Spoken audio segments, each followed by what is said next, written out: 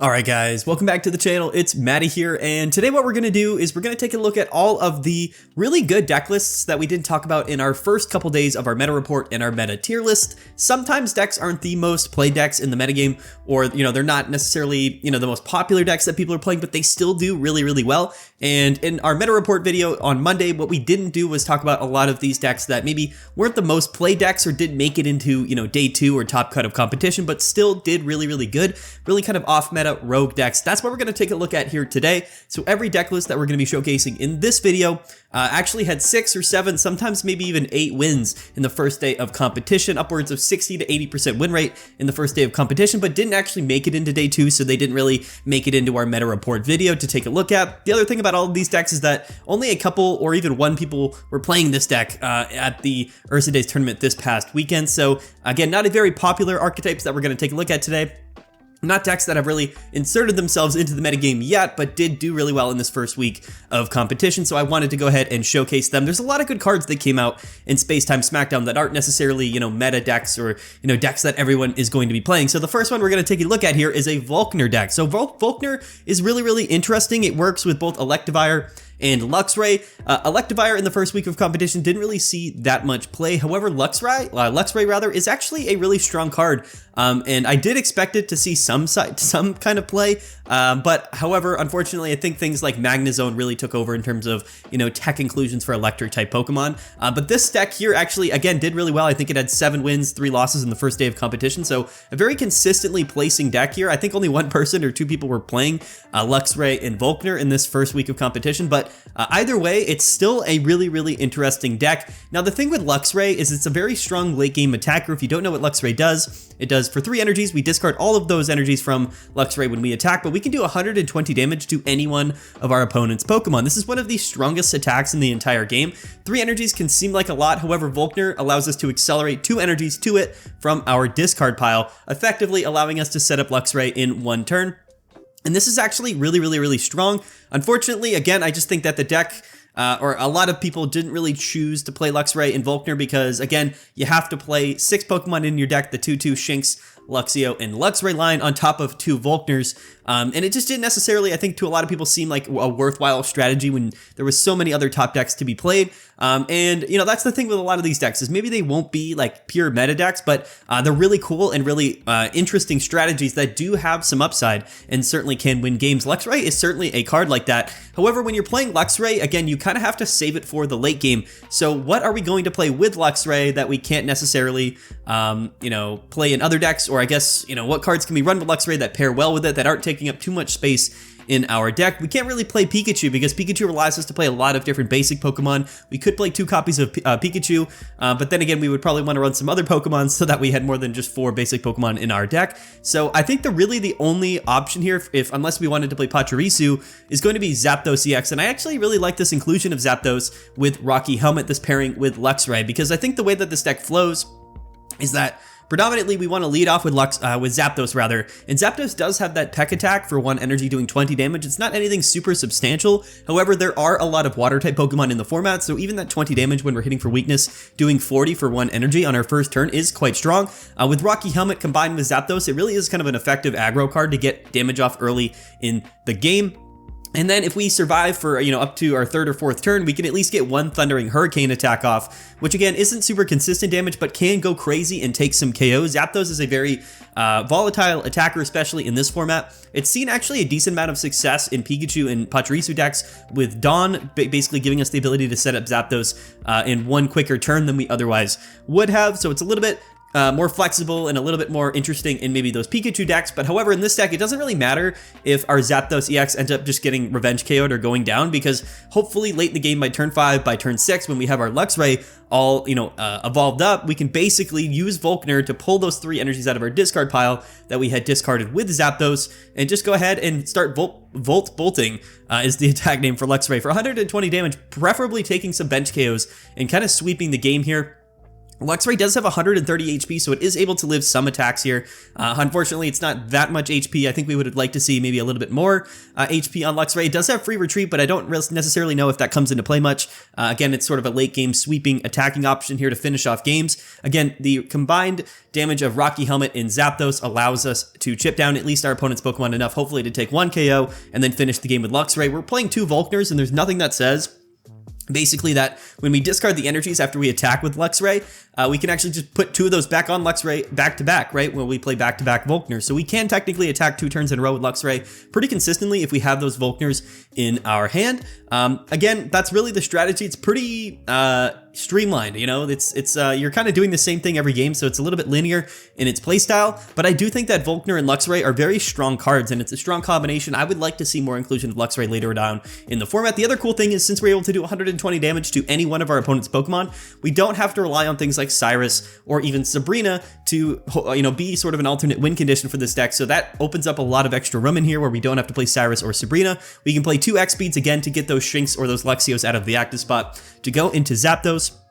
But again here, this Zapdos is pretty sacrificial. The whole point of this deck is for your electric energies to go into the discard pile. We're not playing any Pokemon that discards energies other than Luxray, so again, we're probably going to set up that Zapdos, hopefully get 1 or 2 Thundering Hurricane attacks off, go down, you know, get KO'd, and then move those energies back to Luxray to finish up the game. I actually think this is a very decent strategy here. With Pokemon communications, we're able to evolve into that Luxray much more consistently now. I really do like it, and again, you have only 4 basic Pokemon in the deck, and half of them are Zapdos, so our ability to lead off with Zapdos is pretty consistent as well. I actually really like this strategy. I think Volkner's a little bit slept on. I know some people were commenting on our videos earlier this week, you know, what about, you know, Volkner, what about this, what about that, what about Gallade? And as you'll see, we're going to be talking about a lot of those decks in this video, but yeah, I think it's actually a pretty underrated card here, Luxray and Volkner, so I would love to see a little bit more representation of this deck in the format, but again, like I said, just missing out on day 2 this deck. There's a lot of different electric type archetypes right now, a lot of different decks that we can build with all of these new electric cards. We still have Lieutenant Surge, we have Pikachu, Pachirisu, Zapdos, we have Luxray, we have Magnezone. There's just a lot of electric Pokemon that are pretty decent in this format, which is I think a reason why Luxray didn't see a lot of play in this first week, but I do think that it deserves to see some play, and for those of you who are really interested in playing Volkner decks, this might be one of the best options for you. Okay. So let's move on to the next deck list here, which is going to be a Magnezone deck, and this is a really cool single prize only archetype. Magnezone is able to fit into so many different decks in this format. Again, this deck here, I think getting 7 wins in the first day of competition, just missing out on the, you know, on day 2 of the Ursa Days tournament, but we're not playing Exeggutor EX. I think it's interesting. You could just build this deck with Exeggutor EX and not Magnezone, but again, the big upside here is that we're able to go into 2 Exeggutors and then finish off with Magnezone. Or even if our first Exeggutor goes down, we can maybe go into 2 Magnezones, right? So that's kind of the upside. These archetypes that play only single prize Pokemon, non-EX Pokemon, are actually a lot better than people give them credit for right now. I know EX Pokemon are typically more powerful and they have more HP. But again, Magnezone with 140 and Exeggutor with 130 is really, really interesting. And what we're seeing here is, again, Rocky Helmet on a sort of an aggressive-based strategy here. This Exeggutor is a little bit underrated, right? We can do 60 or 30 damage for only 1 energy on a stage 1 Pokemon. We're playing Pokemon Communication, so we have 4 basic Pokemon and we have 6 evolution Pokemon, so Pokemon Communication should allow us to be a little bit more consistent. We even have Giovanni with Rocky Helmet, a very aggressive strategy early in the game here with Exeggutor. And like I said, there's nothing saying that we can't just go back-to-back Exeggutors and then finish the game with Magnezone. So it's a lot more damage than you might realize and a lot more survivability than you might realize. Again, 130 HP. And 140 HP here with Magnezone. The type advantage here is actually pretty significant in this format. I would say the 2 most prominent types, I guess, in the metagame right now are Dark and Water types, with the Darkrai decks, the Palkia decks, Manaphy's, things like that. Exeggutor being able to hit for weakness on those Weaviles and those Darkrai's, whereas Magnezone being able to hit for weakness on all of those Water type cards. Electric type right now, and I think it's a big reason why Magnezone potentially is, you know, one of the best cards in the format right now, is because electric typing is the best typing in the game. There's just so many Pokemon that are weak to electric type. Not only do you have all of the water Pokemon like Gyarados and Palkia and Articuno, but you have Moltres and Zapdos, the legendary bird EX Pokemon, which are all weak to electric type. Even the new Yanmega EX is weak to electric type, and Aerodactyl as well. So a lot more Pokemon than you might realize are weak to electric, and doing 110 damage is very significant when a lot of those Pokemon are weak to electric type. So I really like this strategy. Like I said, it did really well in the Ursa Days tournament. Not something that I saw a lot of people doing. Technically, like I said, we could play Exeggutor EX in this deck, and I think it would totally work fine as well. But again, it really depends on what you want to value with a deck like this. Would you rather put a little bit more of a focus on the single price Exeggutors and maybe run Rocky Helmets and Giovanni's, or would you rather just play Exeggutor EX and maybe just play some Ericas, right, to kind of live for extra long and then go into your Magnezone? It really kind of depends. I haven't really tested it too much, but I do think that the Exeggutor Magnezone combination makes a lot of sense. Like I said, Exeggutor doesn't need a lot of energies to get set up. We can play pure grass energies in this deck. It's a very consistent early game attacker, a very aggressive, just sort of aggro card, in my opinion, which I really like. I think Exeggutors, both the small one and the EX one, are some of the best cards in the format right now, and they pair really well with Rocky Helmet. Like I said, I think Rocky Helmet provides a little bit more value on Exeggutor EX, but still, right? I mean, you got to imagine most decks are probably attacking even the small Exeggutor twice, right? So if they have to deal with two of these small Exeggutors, both with Rocky Helmets, both doing 30 to 60 damage pretty early in the game, it's a lot of damage to kind of clean up. And like I said, we do have Cyrus and Magnezone to clean up in the late game. So I think there's a lot of different ways that we can play Magnezone in this format. I think it's just one of the best cards. Typically, decks that include Magnezone probably want to play, or pair it with Pokemon or a separate package that doesn't rely on a lot of different Pokemon. Like I said, because Magnezone is taking up 6 spots in our deck. So things like Exeggutor don't require really a lot else to be run with, right? I mean, it's only a stage 1 Pokemon. And again, it's just one of the best leadoff Pokemon in the game. So I really like this list. If you wanted to play more of a budget deck list or something that didn't incorporate EX Pokemon, I think this is a really interesting strategy here. It's a little bit anti-meta, but it actually is pretty good. I actually like this strategy here a lot. I think that it's certainly worth including. And like I said, it had a really good first day of competition. I think going 7-3 or maybe 6-4, I'm not sure, but either way, I actually really like it. And we're going to see, like I said, so many different Magnezone decks as time goes on. I wouldn't be surprised if next week's tournament was just filled with, like, you know, dozens of different types of Magnezone decks. In fact, last video, what we covered here at the end of last video was the Hitmonlee Marshadow package paired with Magnezone. Honestly, one of the best decks right now. It might even take over that Darkrai spot. Just really strong in the Darkrai matchup, but also good in the Gyarados matchup. We're not going to include it in this video because we did talk about it in the last video. If you haven't seen that video, go check it out. But either way, Magnezone is sticking around for a very long time, and there's a lot of different ways, like I said, to play Magnezone, and I think this is a really good one. Okay, so let's move on here to Gallade. So Gallade is one of these Pokemon that in my meta report video, in my tier list video, I didn't include it because it really didn't see a lot of play and it didn't really see a lot of success. There wasn't any Gallades, at least in the Ursa Days tournament, that made day 2, made top 32 cut. And unfortunately for me, I kind of just left Gallade to the wayside. I thought there was so many other great fighting type decks that it didn't necessarily make a lot of sense why we would be playing Gallade, amongst other things like Primeape, like Aerodactyl, like Hitmonlee. But this was a deck that did get, I believe, 7 wins in the first day of competition. So Gallade does have some respect here. I think that there's a lot of different ways that we can play Gallade. It hasn't necessarily been figured out yet. This was just the one example of Gallade that I saw did really well in this first week of competition. Again, not making top cut, but still having a really good record. So it kind of comes down to, you know, how do you want to play Gallade?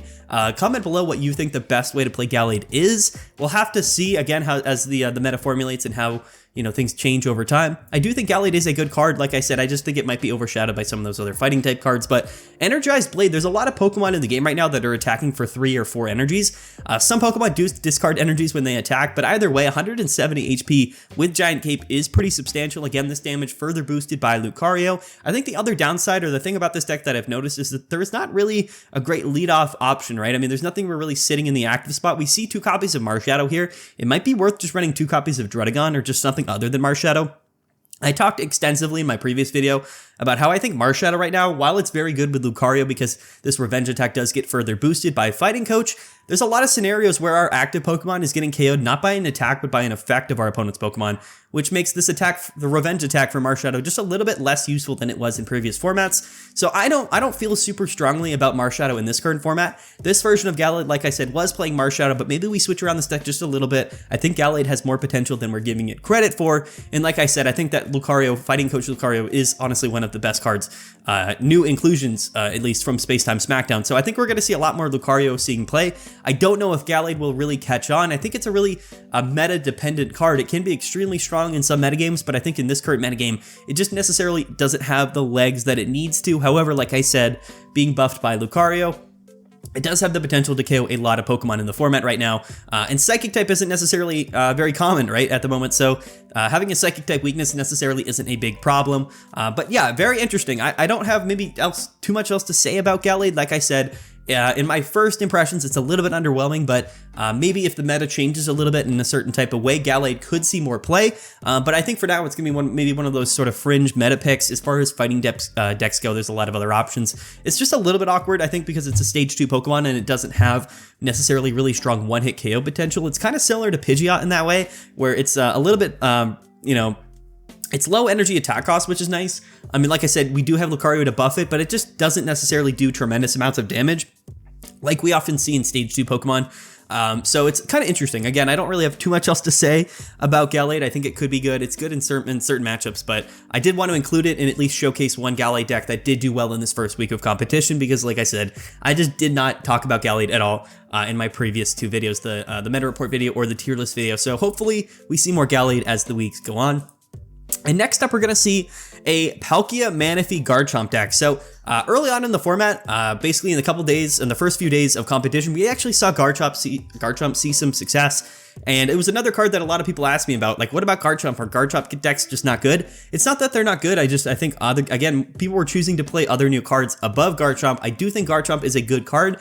And like I said, it fits really well in certain decks because it's a low energy attack cost. It has a water energy and a fighting energy in its attack cost. And in a deck like Manaphy and Palkia, we don't necessarily have to run only water type energies because Manaphy is really doing that energy acceleration for us. And like I said, Palkia has one colorless energy in its attack cost as well. So it's kind of interesting. I don't know what the best way to play Garchomp would be right now. Like I said, previously, I did cover another Garchomp deck early in the format that did incorporate Manaphy, and I believe it played maybe Druddigon. I'm not exactly sure, maybe Articuno, but either way, I think Garchomp is a little bit underrated here. We do have one copy of Cynthia's. We can attack for 150 late in the game.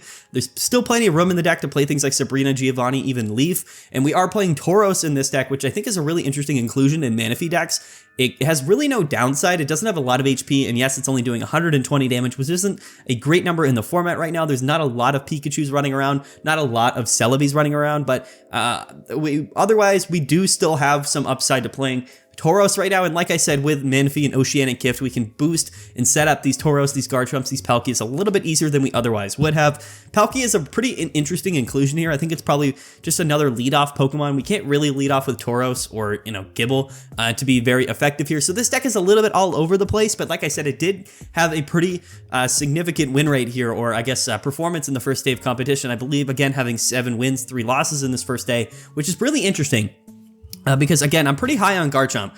No Pokemon communications in this deck. We're only playing a one copy of Gibble, Gabite, and Garchomp, so it's not necessarily like a big focal point of this deck. I think the predominant strategy here is going to be Oceanic Gift with Manaphy, and then powering up our Palkia or our Tauros, and then Garchomp again has sort of a late game option to hit for 150 if need be. But either way, I mean, I think there's a lot of different ways that we can build Garchomp decks. I think it's flexible. I think it's a strong attacker. I think Cynthia boosting Garchomp to 150 is a very good amount of damage to be doing right now. And again, I think there is good synergy with Manaphy. So we'll have to see. This was really the only or the highest placing Garchomp deck in this first week of competition. I think it does require a little bit of testing. I will be testing Garchomp a little bit more myself, but I do think that it's an interesting card. Again, it's a little bit complicated because most of the time we're going to be running, 2 copies of this whole Garchomp line if we are playing Garchomp, which means we also have to play Cynthia. We also have to play Manaphy. So there's a lot of cards that are really kind of required to build up Garchomp in a deck like this, but again, I still think Tauros is a pretty decent inclusion. It hasn't seen nearly as much play as it did last format, like I said,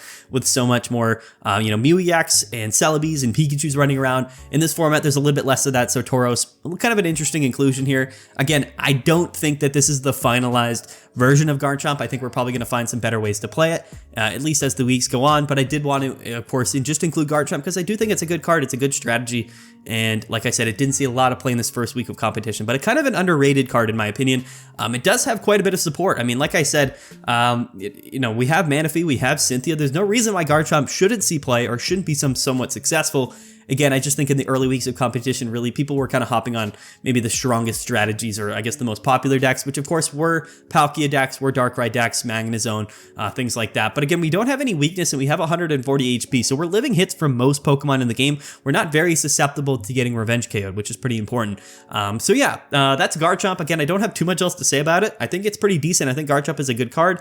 I think I would probably build the deck a little bit differently, but pretty interesting nonetheless that a deck like this did get 7 wins and did do pretty well in the first week of competition here at the Ursa Days tournament. So next up, we're going to take a look at Dialga. We actually have a couple of Dialga decks to take a look at in this video. This one is going to be with Porygon-Z and the new Regigigas card. So the thing with Dialga, like I've said multiple times, is that we don't necessarily have a really significant partner Pokemon to pair with Dialga. I think Dialga is a fine card. It's a little bit slow, but it is a totally fine engine. Honestly, a very solid card in the format, but like I said, if we don't have a really strong Pokemon to pair with Dialga, I don't necessarily think Dialga is going to really take over the format. The most popular or common ways that people are playing Dialga right now is more of an anti-meta pick with Yanmega and Mew EX, which I do think is probably still the best way to play Dialga right now. It's one of the few decks that can incorporate Mew EX really consistently and really well.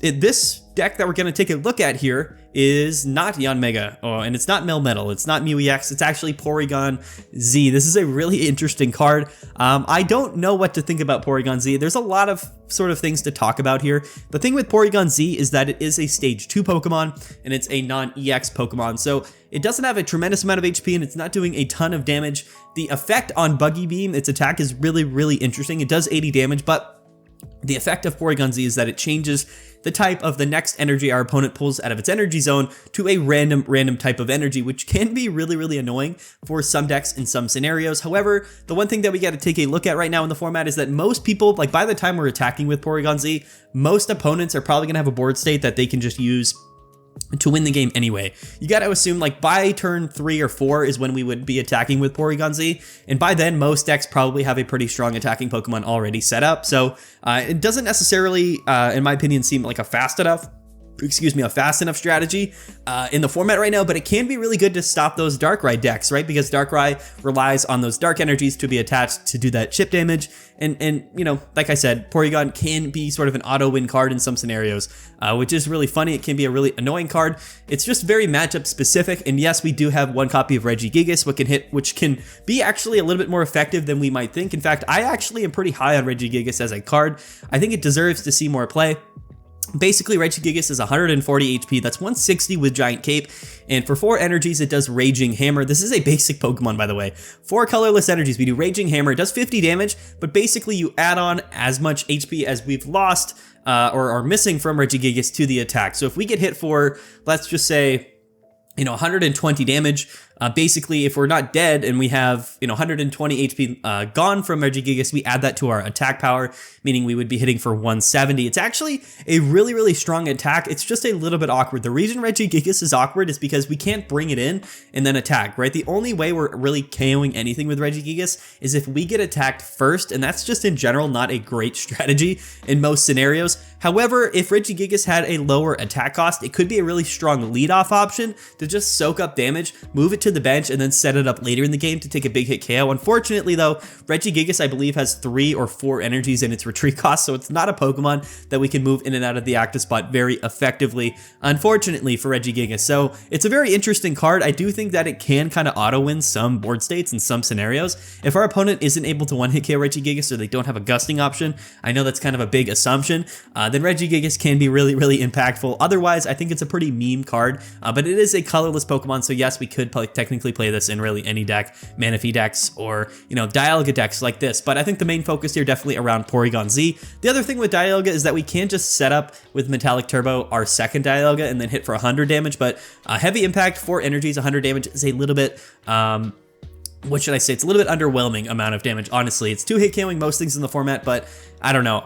That's why I think Dialga doesn't necessarily see a ton of play right now. There's just not a lot of really great partner Pokemon to see with Dialga, but this Porygon Regigigas Dialga deck did do decently well. I think it had 6 or 7 wins, at least. The only reason I would have included it is if it had 6 or 7 wins in the first day of competition. So it had a winning win rate. I think only one person was playing this deck, and maybe they got lucky with their matchups. Of course, that's always a scenario here. I didn't include, I'm not including all of the matchups for all these decks because I know I didn't want to make this video too complicated, but I did just want to showcase some really interesting decks that ended up doing well in this first week of competition. So shout out to Dialga and Porygon-Z. I think it's an interesting card. Like, again, I don't think this is going to be like top of the meta in any scenario, but it is interesting to note that a deck like this can do well and can get wins. Like I said, very good in some matchups, Porygon-Z is, but otherwise a little bit of an interesting, maybe underwhelming card. Yeah, I mean, hey, I wanted to include it in the video. Next up is going to be the Mesprit, Azelf, and Uxie Lake Trio deck. This is kind of the highest placing version of this archetype in the Ursa Days tournament. I believe, again, going 7-3 or 7-4 in day 1, almost making day 2. And I actually haven't made a video or even talked about this particular archetype yet, mainly because it's a Psychic type deck with low HP Pokemon. And I think right now in the format, it's just a really tough time to be playing a deck like this. But overall, I think if Dark type wasn't dominating the format, this would actually be a very strong archetype and a very considerable single prize archetype. We're playing Gardevoir line in this deck, I think mostly because this Mesprit attack, being able to, or having to discard the energies after we do 160 damage is a little bit of a downside. You basically discard all energy from this Pokemon, not just 3 energies. So we can't like pile a bunch of energies on Mesprit and then attack with it turn after turn. Unfortunately, basically we have to, after we attack with Mesprit, reset up, and it's just a little bit of an awkward strategy, basically because we have low HP. So basically any Pokemon that we're attacking with is likely to get revenge KO'd after we attack. And like I said, we only have 3 prize cards to work with. So Gardevoir does allow us to have at least a Pokemon with so much more HP to put in the active spot, potentially living in attack, which can be substantial. But like I said, so many Darkrai decks running around that I don't necessarily think that, Mesprit, Azelf, and Uxie, the Lake Trio decks are going to necessarily become metagame right now. However, it is a pretty strong strategy. If you don't know what these cards do, basically you want to lead off with Uxie, which you accelerate an energy from your energy zone after you do 20 damage, and you can attach it to any one of your Mesprit or Azelf or Uxie on your bench. Or not Uxie, just Mesprit and Azelf. So this is how we kind of boost up our Mesprit on our bench. And then hopefully, we can go in, do 160 damage and 1-hit KO anything in the format. Basically, it's a lot of HP. And then we also have Azelf, which does a 20 damage bench snipe attack. It's actually a really good leadoff Pokemon as well. And then again, we have Gardevoir to kind of help us, accelerate those energies to Mesprit to get it set up a little bit more effectively. We are playing only Psychic type Pokemon, so we can run things like Pokemon Communications and Mythical Slab to give this deck a lot more consistency than it otherwise would have. All of our Pokemon have a retreat cost of 1 basically, other than Gardevoir, so X speed is pretty useful here. Like I said, I mean, I think this archetype is actually pretty strong. 160 is crazy. The bench snipe is a really good option to finish some KOs. I think unfortunately there's just no way for us to attack turn after turn with Mesprit. It's just a little bit unfortunate. Yes, with Gardevoir we can accelerate 2 energies on 1 turn, but we have 3 energies in our attack cost, and no matter what, after we attack with Mesprit we go down to 2 energies. But however, like I said, the strategy we could do is to just hopefully, like if our Uxie or our Azelf in the active spot stays alive for 2 or 3 turns, we can just start manually attaching energies to a couple Mesprits on our bench. But the thing is here that we need Uxie and Azelf on our bench to do damage with Mesprit, which means we only leave 1 bench spot open, probably for Gardevoir. But like I said, when we do that, we don't have a second Mesprit on our bench to start attacking to. So I think the overall flow of this deck is a little bit awkward. It's just not necessarily bulletproof enough or consistent enough to be able to attack with Mesprit turn after turn, and I think that's really the only way this archetype would necessarily be top tier. On top of that, Darkrai does exist, and again, a lot of those Weavile, Wheezing decks, Darkrai decks are just effectively 1-hit KOing us really consistently, and that can kind of be a problem right now in the format. But the format in general is actually pretty slow if you don't end up hitting a lot of Darkrai decks, so that's why I think this deck has a little bit more potential than you might assume it does at first glance. But like I said, I don't necessarily think this is going to end up being top tier, but it did almost make day 2 at the Ursa Days tournament, so I did want to include it. Like I said, I haven't actually talked about this archetype yet, so again, that's what we're doing in this video, is we're talking about all these archetypes that we haven't necessarily talked about yet, because they are surprisingly good. This is a video of all of the best sort of surprise decks or off meta decks. I like to do this every week because, like I said, we talk about the best decks of the format and in the game, not necessarily like the rogue decks or sort of the off meta decks. And speaking of off meta, we actually have Venusaur EX, a card that I think is very underrated in the format right now. I think that giant cape with Erica's giving Venusaur 210 HP and healing for 80 damage in 1 turn with Giant Bloom and Erica's is actually a really consistent strategy right now. I think that if we're playing Venusaur, we probably want to run Cyrus just because we're not 1-hit KOing anything, so we would like to be able to bring something up back into the active spot with Venusaur, but not a lot of room in this deck. This is kind of a max consistency build. I think a big reason why this deck did well, like I said, having a very good win rate in the first day of competition was probably just because of Exeggutor. Exeggutor with Giant Cape and Erika's is just a very valuable strategy, but this is sort of a max consistency Venusaur deck, and I think that Venusaur is a lot better than people give it credit for. I think there's a lot of other better grass-type decks to be played. Yanmega, Dialga, Exeggutor, Celebi. There's just a lot. So Venusaur, I wouldn't necessarily say it's like the best grass type deck, but I honestly, like, depending on how the meta formulates, it could be a very, very powerful deck in this current format. Pokemon Communications makes Venusaur that much more consistent. Like I said, we're playing 4 basic Pokemon in the deck and 6 evolution Pokemon, so we should be able to find those evolution Pokemon much more consistently with Pokemon Communications. And like I said, Venusaur in the late game, if it's set up, has been, well, honestly one of the strongest decks in the game. Unfortunately, though, I think Charizard is going to be a pretty popular deck in the format right now, which makes Venusaur not necessarily love Charizard. No matter what, we're getting one hit KO'd even with Giant Cape because we are weak to fire and Charizard hits for 200 damage.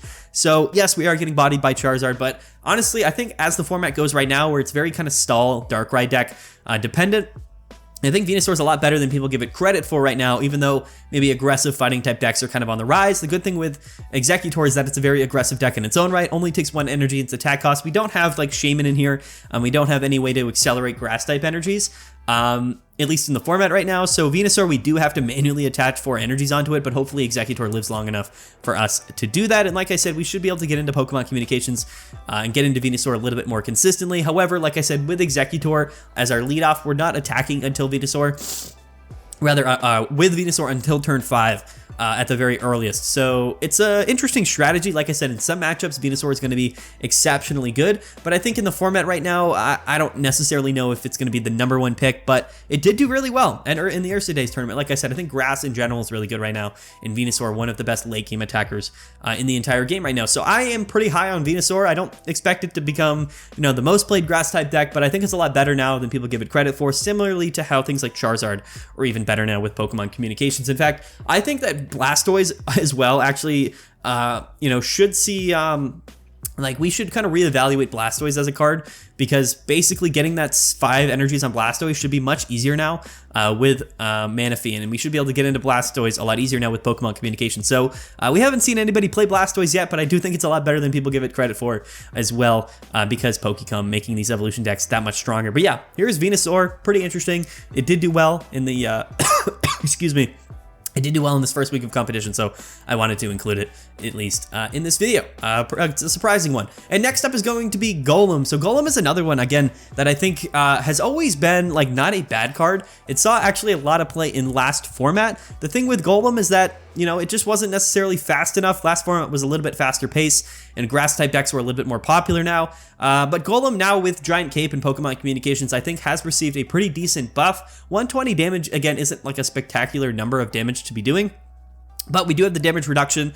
We do have Giant Cape to go up to 180 HP, and like I said, Pokemon Communications allows us to go into Golem that much more consistently now. We're playing Shaymin in the deck. 2 copies of Shaymin with Golem setup is actually pretty annoying. That's a lot of healing, a lot of damage reduction, so Golem can stick around a lot longer than we maybe think it can. Hitmonlee as well being a very good card, especially in this format right now. I think Gyarados is still pretty prominent, and Darkrai decks like to sit on your opponent's bench for a long time. So I think Hitmonlee is actually a pretty good card in the format right now. But overall, I think that Golem, again, it's just another evolution Pokemon that's been buffed by Giant Cape and Pokemon Communications. I think that the combo of these 2 cards on most Stage 2 evolution decks are actually making them a lot better. And I think that Golem isn't a bad card. Again, it ended up winning an Ursa Days tournament early in last format and then fell off and played pretty significantly. But I think that there is room for Golem in this format right now. I think that Shaymin is a pretty interesting inclusion here. Like I said, a very consistently powerful deck or card here in certain matchups. We do have Cyrus, we do have Brock, which allows us to accelerate those energies to Golem as well. So I don't know, it's interesting. I don't think that Golem is going to, again, rise up to the top of the meta, but I do think that it's a worthwhile card to talk about, because I do think that it's going to be a little bit more successful than people maybe give it credit for. We'll have to see. Maybe nobody plays Golem in future weeks, but I think it has gotten buffed, like I said, by Pokemon Communications and Giant Cape. The Shaymin inclusion is interesting. I think that Darkrai is pretty countered pretty decently by Shaymin, but it's just one of those things where, like, are we really trying to hard counter Darkrai? Like, I mean, I guess you can, but like, there's a lot of decks where you don't necessarily have to run Shaymin to counter Darkrai. Again, Hitmonlee allows you to attack around Druddigons. Shaymin is in this deck rather is going to negate that Nightmare Aura effect damage that we get from Darkrai. So It's interesting. It's very interesting deck here. Like I said though, it did do well. So its results definitely surprised me. I don't think I would choose to play Golem against I guess compared to a lot of the other fighting decks that we saw, like we have Gallade, which is another new card. We have Lucario. There's just so many fighting decks that I don't necessarily think Golem is going to be, the #1 option, but as proven here, it can win games and it can do well even in this new format. So this is sort of a new version of Golem, an updated version of Golem that I think is actually a lot better than, you might think at first glance. Okay, so next up, and actually lastly here, lastly we're going to talk about Lickilicky and Dialga. So one of the, I guess, ways that I assumed people would play Dialga early in the format would be with Lickilicky. It didn't actually see hardly any play in this first week of competition, but I do think it's a lot better than, I think a lot of people assume it to be. 160 HP with Giant Cape is quite a bit of HP. That's 180. And yes, it takes 4 energy to attack with Licking Fury. I believe is what this attack cost is, or what this attack is named. But we have the potential to 1-hit KO a lot of Pokemon in the format. Like I said, it does 100 damage, but when you flip a coin, it does 40 damage for each heads that you flip until you flip tails. So technically, we could 1-hit KO basically anything in the format. It's only a stage 1 Pokemon, so it doesn't require a lot of setup. It's pretty easy to evolve into Lickilicky, and like I said, with Metallic Turbo, we can basically get those 4 energies on Lickilicky pretty consistently. And when this thing's set up, it can really go for a very long time. We've included Tauros as Mew EX as backup attackers in this deck as well. I think Mew EX is really strong in this format, even though it hasn't seen a lot of representation. And like I said previously, Rocky Helmet, Giant Cape, good cards with Dialga. So it's an interesting deck. I thought more people would try to play Lickilicky with Dialga. Maybe in the first week, people just didn't maybe have 2 copies of Lickilicky to play. The other problem with it is if we do lead off with Lickitung, we kind of have to play Leaf in the deck so we can retreat out and go into our Dialga. We would probably be playing Leaf anyway with Dialga because it has a retreat cost of 2, but a deck like this, like I said, it's just, Dialga just isn't, I guess, as strong as people necessarily considered it to be early in the game. I think a lot of people assumed that we would get a very powerful, maybe metal type card to pair with Dialga. We didn't end up getting that. I think we probably will see a very strong EX metal type Pokemon in the mini set that comes out at the end of February. But for now, Dialga is kind of forced to be paired up with things like Mew EX, Tauros, Lickilicky, Yanmega, and even Melmetal. So yeah, it's interesting, but this did do well, like I said, in the first week of competition. So I think it's a good deck. I think Lickilicky is strong. I think it's a strong Pokemon. I think it deserves actually to see more play, and I guess I haven't necessarily tested it extensively, but just like theory crafting, it should be one of the strongest Pokemon that we can pair with Dialga. So I think it should see more play as the weeks go on. We'll have to see. I know a lot of people kind of just choosing to play an anti-meta Dialga deck right now, but I think it's better than Melmetal in my opinion. I don't know. That's, I guess, just my thoughts, my 2 cents here. But that's gonna be the video, guys. That's what we're gonna wrap it up here. So this has been sort of the best surprise decks, or I guess the best decks that aren't necessarily the most played, meta decks or top play decks, most popular decks, I guess, after this first week of competition, but decks that all did really, really well. So I wanted to make a video like this. I typically do almost every week. I like to showcase decks that are a little bit more of surprise decks, off-meta decks, rogue decks, and I would love to hear your guys' opinions down below. If there's any decks that, excuse me, any decks that you think are really good that I didn't mention in this video, or in my previous videos, comment below. I would love to hear it. I would love to hear your guys' opinions. But anyway, thank you guys so much for watching. The support of the channel has been incredible, so don't forget to like and subscribe. We're growing really quickly, so I really do appreciate that, guys. But yeah, I'm gonna get out of here. Peace out. Have a good one. We'll see you guys next time. And yeah, later.